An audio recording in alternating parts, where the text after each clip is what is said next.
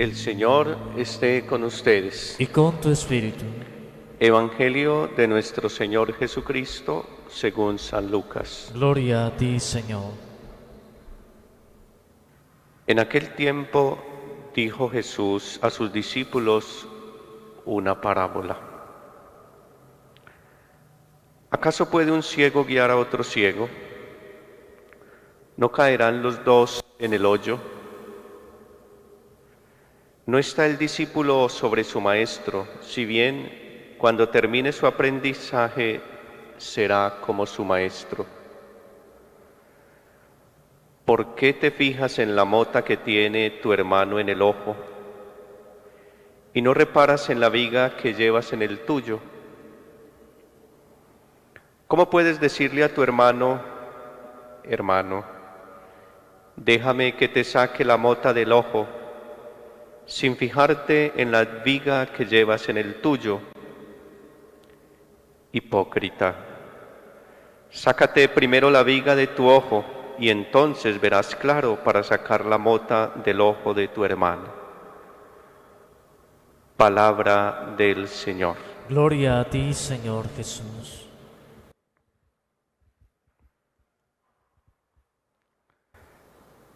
El Papa Juan Pablo II, en el año 1997, en las cartas que él siempre escribía a los jóvenes cada año, la de ese año decía que cada joven debería tener un director espiritual. Yo pienso que no solamente cada joven, sino cada persona debe tener un director espiritual. ¿Cuál es la misión de una dirección espiritual? Buscar un acompañamiento en el proceso de crecimiento espiritual. Así como necesitamos para nuestra salud física un médico, así como necesitamos a veces recurrir a un nutricionista o a una nutricionista para saber cómo alimentarnos, también con frecuencia nosotros deberíamos buscar un buen nutricionista que nos ayude cómo alimentar nuestra vida espiritual. Y ese tiene que ser un buen director espiritual. Y digo buen director espiritual porque la primera característica, la primera identidad que tiene y que debe tener esa persona que me va a acompañar en el espíritu es que sea alguien con capacidad de escucha. El Papa Francisco insiste mucho que hoy necesitamos una iglesia hospital de campaña. Y él dice que la mejor pedagogía que necesitamos como iglesia hoy es el apostolado de la oreja. Ser capaces de sentarnos a escuchar al otro, de permitirle que experimente que hay alguien que tiene la capacidad de escucharle sus sentimientos, su vida más íntima. Pero precisamente esto que estamos diciendo necesita que esté impulsado por el Evangelio. Y que sepamos una cosa muy importante. Esa persona que quiere ejercer de director espiritual o de acompañante espiritual debe ser una persona con dos actitudes, con dos virtudes fundamentales: la humildad y la obediencia. Nada más peligroso que un director espiritual un acompañante espiritual con orgullo espiritual. Una persona que ya se cree salvada, santa, perfecta, y que todo lo quiere gobernar desde su propia sabiduría. Nada mejor saber que mi director espiritual es un hombre de evangelio, un hombre que tiene como punto de referencia una persona, que tiene como punto de referencia a Jesús el Señor. Y es Jesús precisamente quien tanto para el director espiritual como para el dirigido se tiene que convertir en su luz. Porque como nos dice el Santo Evangelio de hoy, que más que parábola es son una serie de dichos y hechos que Jesús ya está viendo en la cultura que Él está viviendo y sobre todo que está observando en los líderes espirituales de su momento, en aquellos que se determinaban a sí mismos como escribas, como los grandes intelectuales del conocimiento de Dios. Hoy también esa tentación puede llegar a nuestra iglesia. A todo líder religioso le puede llegar la tentación de creerse sabio y de creerse un gran intelectual de las cosas de Dios. Y eso se llama orgullo espiritual. Y repito, nada más peligroso que tener un director o acompañante de esos. Hay que también saber escoger el director espiritual. Hay que tener intuición, olor, tacto, gusto y buena observación. Porque como nos dice la palabra de Dios en este día, ¿acaso puede un ciego guiar a otro ciego? La respuesta es obvia. ¿Qué dirían ustedes? ¿Un ciego puede guiar a otro ciego? La respuesta es simplemente no. Pero la segunda parte de la sentencia es, ¿no caerán los dos en el hoyo? ¿Caerán o no? Caerán. Nada más terrible que un mal director espiritual. ¿Y por qué necesitamos hoy tanto la dirección espiritual? Por una fragilidad que se vive en la actualidad, la familia. Los cincuentones que estamos aquí y que participan a través de las redes sociales recuerdan que nuestra fe nos la enseñaron nuestros padres, sobre todo nuestras mamás. Y esas eran unas excelentes directoras espirituales en la casa. Esta semana conversando con un sacerdote le decía, padre, yo estoy seguro que su mamá tiene más fe que usted, pero no se preocupe. También estoy seguro que mi madrecita tiene más fe que yo. Y qué buenas directoras espirituales eran y siguen siendo esas madres, esas mujeres de Dios. Pero sí da mucho pesar hoy porque nuestras familias parece ser que no han vuelto a enseñar las verdades de la fe. Hoy los padres cincuentones que aprendimos tantas cosas bonitas,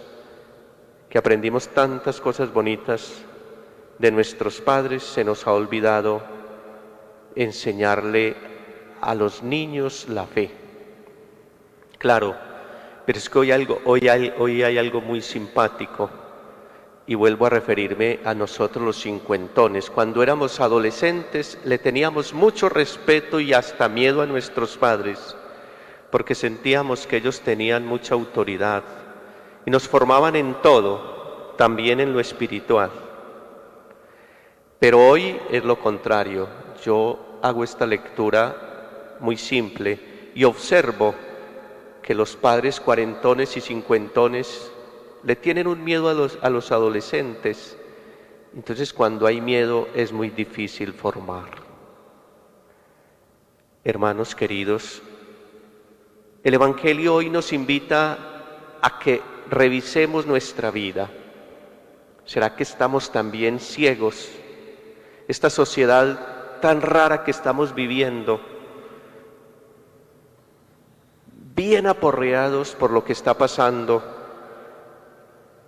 y por lo que sigue pasando y seguirá pasando, uno saca conclusión y es que hemos perdido el norte y hemos perdido nuestros puntos de referencia, pues precisamente necesitamos fortalecernos en la fe para que no perdamos el norte, mis queridos hermanos. Y fortalecernos en la fe significa centrar nuestra mirada en el Maestro. Esa es la segunda sentencia que nos presenta el Evangelio de hoy. Un alumno no puede ser mayor que su maestro. En el Evangelio de Mateo, el paralelo de este texto es un regaño que Jesús le hace precisamente a los fariseos y escribas, a los letrados, a los intelectuales de la fe, quienes a veces desde el conocimiento meramente racional queremos implantar al mismo Dios, queremos suplantar al mismo Dios, queremos reemplazarlo por unos contenidos. Y ojo que eso pasa mucho al interior también de la iglesia, y vuelvo a repetirlo, y me preocupan algunos movimientos en la iglesia que pareciera que quisieran suplantar el Evangelio a punto de leyes, que esto sí, que esto no. Y eso se va a dar mucho ahora después, o mejor dicho, en este contexto de pandemia, cuando estamos como con tantas dificultades. Aparecen profetas, falsos profetas, y aparecen falsos maestros espirituales ofreciendo salvación. Y hermanos queridos, tengan un punto de referencia para juzgar las cosas divinas, la gratuidad. Lo acaba de decir San Pablo. ¡Ay de mí si no anuncio el Evangelio! ¡Pobrecito de mí! Y dices que para mí anunciar el Evangelio no es un simple gusto. A veces no quisiera hacerlo. Hoy vivimos mucho del gusto. Yo voy a misa cuando me nace. Yo hago esto cuando quiero. Vivimos de gustos y no de convicciones.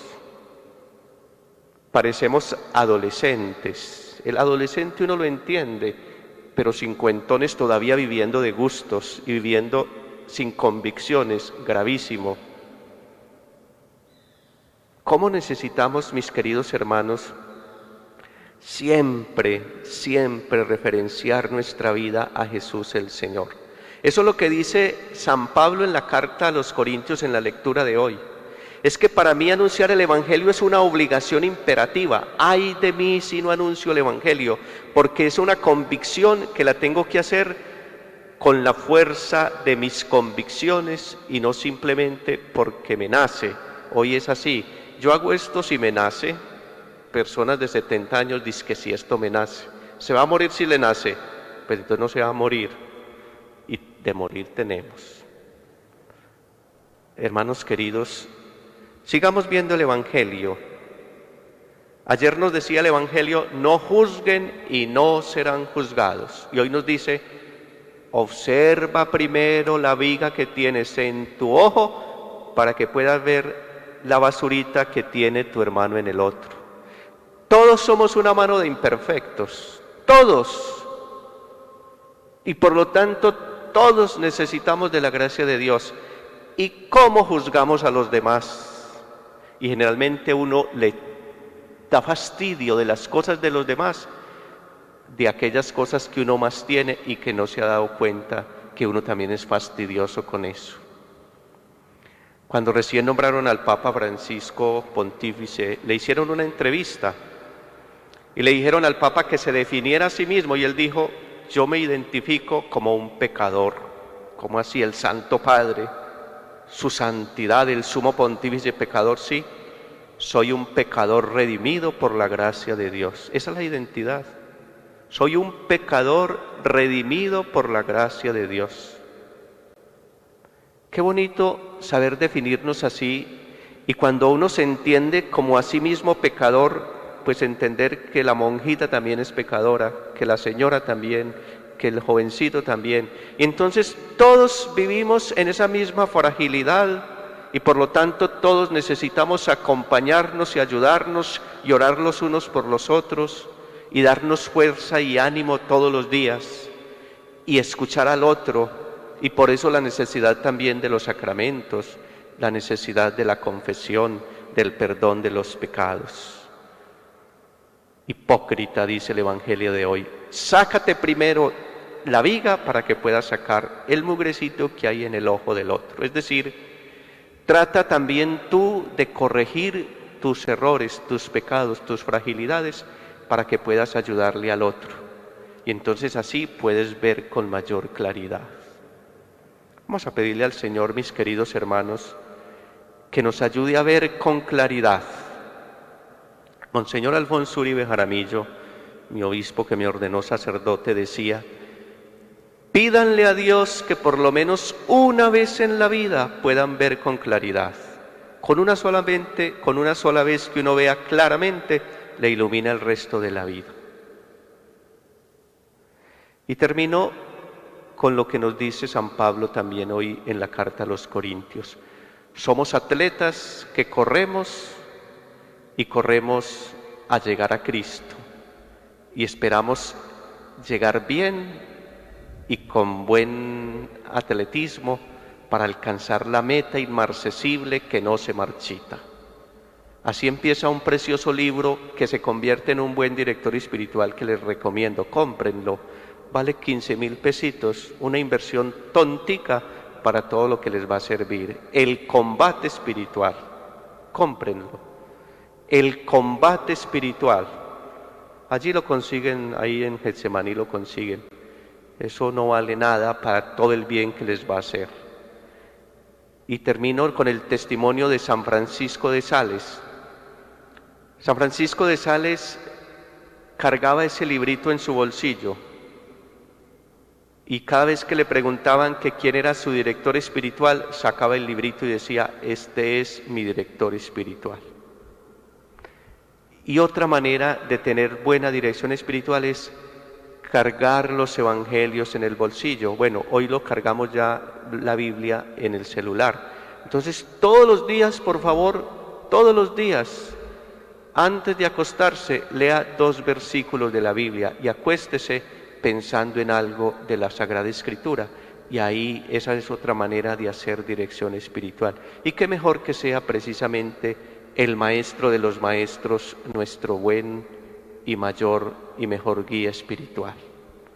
Pidámosle al Señor que nos ayude a no ser ciegos y que nos ayude a compartir nuestra vida con fe y esperanza y a crecer espiritualmente, a tener armonía espiritual, a alimentarnos bien también en nuestro ser espiritual, que tengamos un buen alimento espiritual, que consigamos un buen nutricionista espiritual. Pidámosle al Señor ese don en el día de hoy.